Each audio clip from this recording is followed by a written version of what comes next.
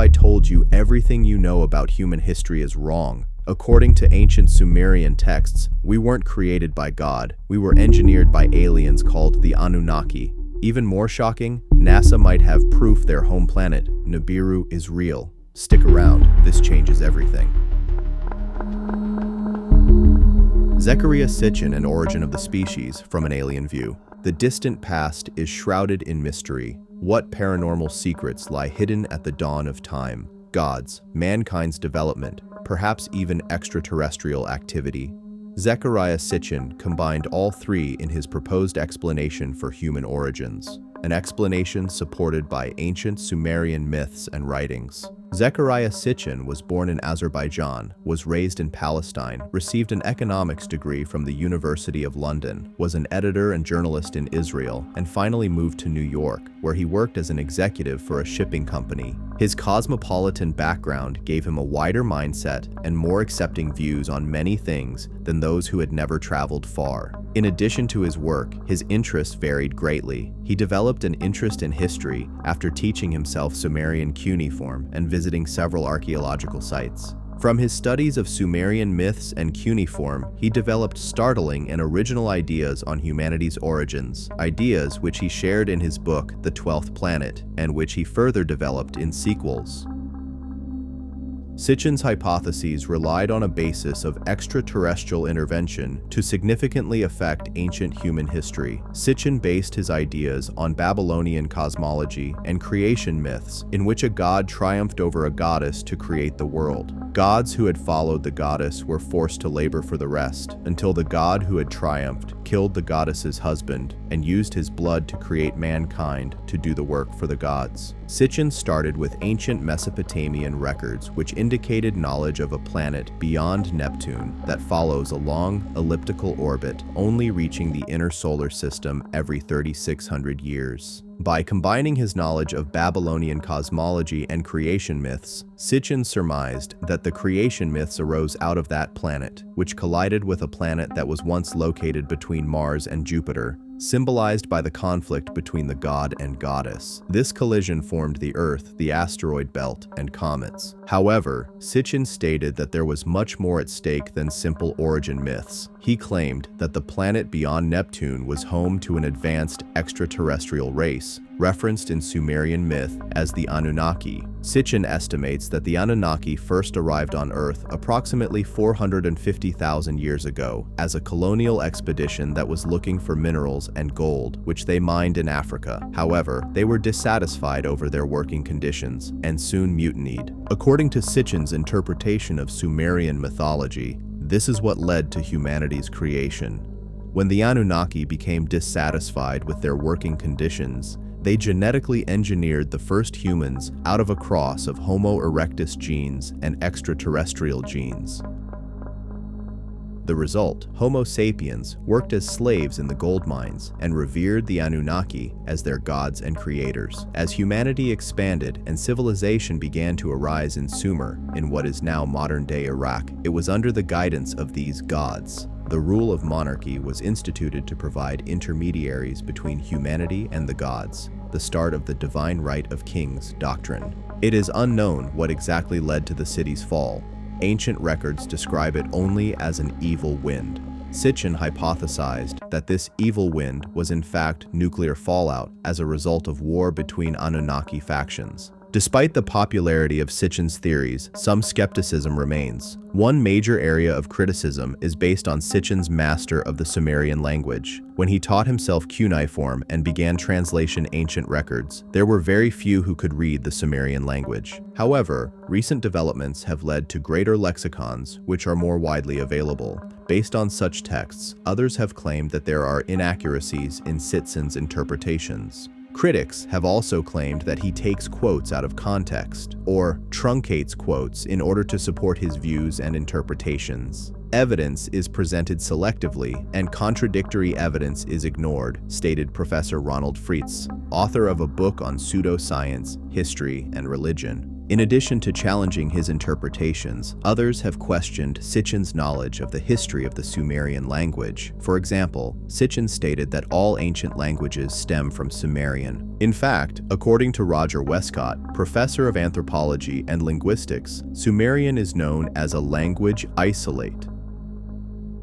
No clear relation to any known language or language family. Thus, as an isolated language, there was no way ancient or modern languages could derive from it. Sitchin's interpretations of ancient Sumerian cosmology have also been met with skepticism. Sitchin interprets the ancient Sumerian texts to read that the civilization at the time had knowledge of 12 planets, the 8 we are familiar with, plus the Sun and Moon, Pluto, and the last one being the planet outside of Neptune, which enters the solar system on an elliptical orbit. The planet that Sitchin hypothesized was the origin of the extraterrestrials who created humanity. However, others who have studied Sumerian texts, seals, and calendars believe that the Sumerians knew of only 5 planets, thus precluding any knowledge of the planet which forms the basis for Sitchin's hypotheses. Sitchin's interpretation of Sumerian mythology as based on a planetary collision, however, is somewhat more accepted. This planetary collision theory resembles a theory by modern astronomers, a theory in which the moon was created due to a massive collision of a body with the Earth. However, modern astronomical theories differ with Sitchin's theories with regard to both details and timing, and astronomers contemplating the existence of the 12th planet that Sitchin postulates existed have come up with several reasons they believe its existence was unlikely. Critics have stated that a planet existing on such an orbit, spending the majority of its time in deep space, would be unlikely to form an atmosphere conducive to the creation of human-like extraterrestrials. In addition to the problem of lack of light due to being in deep space, the planet would not have created a thick atmosphere to support life. Although there are many objections and criticisms to Sitchin's theories, his ideas retain a seductive allure. It is impossible to know what really happened at the dawn of time, and Sitchin's hard work has revealed a possibility that may be supported by historical records. Until more definite methods of proving or disproving his theories are developed, his ideas remain a tantalizing possibility that extraterrestrial life does exist and has interacted with humanity. Conclusion: Zecharia Sitchin and the Anunnaki, ancient astronauts or modern myth. The mysteries of humanity's origins have long fascinated scholars, archaeologists, and conspiracy theorists alike. Among the most provocative theories is that of Zecharia Sitchin, who proposed that ancient Sumerian myths were not mere legends, but historical accounts of extraterrestrial intervention in human evolution. His interpretation of cuneiform texts, particularly those referencing the Anunnaki, has sparked decades of debate, inspiring both fervent belief and staunch skepticism. Sitchin's radical thesis, the Anunnaki as ancient astronauts. At the heart of Sitchin's work is the claim that the Sumerians possessed advanced astronomical knowledge, including awareness of a 12th planet, Nibiru, with a 3,600-year elliptical orbit.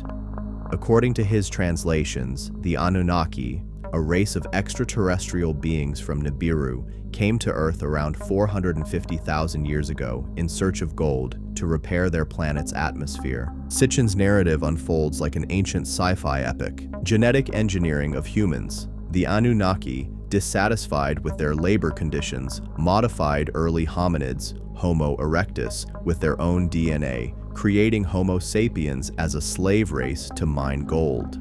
The rise of civilization. Sumerian cities, kingship, and religion were directed by the Anunnaki, who were worshipped as gods. Nuclear war in antiquity. The mysterious destruction of Sumerian cities, described as an evil wind, may have been the result of Anunnaki factional conflicts using nuclear weapons. This theory, while sensational, raises profound questions. Were the gods of antiquity actually advanced extraterrestrials? Did early humans inherit knowledge, or even DNA, from alien visitors? Could ancient myths hold encrypted truths about lost technologies and cosmic wars? The controversy, scholarly rejection versus popular appeal. Despite its popularity, Sitchin's work has been met with heavy criticism from mainstream scholars. Linguistic and translational errors. Sitchin taught himself Sumerian cuneiform, but modern Assyriologists argue his translations are misleading or outright wrong. For example, Sumerian texts describe 5 known planets, not 12, and Nibiru was likely a symbolic term for Jupiter or Venus, not an undiscovered planet. Astronomical impossibilities. A planet like Nibiru, with a 3,600-year orbit, would be too cold and dark to sustain life as we know it.